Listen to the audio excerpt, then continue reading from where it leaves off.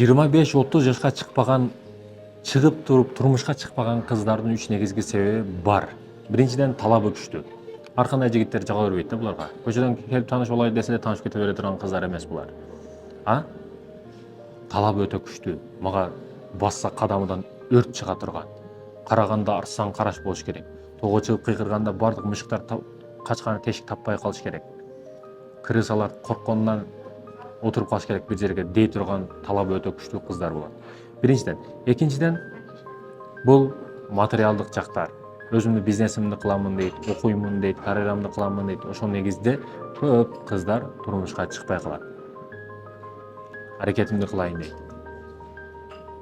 Ал эми үчүнчү маселе бул физический жактан даяр эмес. Жашы жете эле, же ден соолугу оорулуу эле, же кээде бир нерсени күттү ал.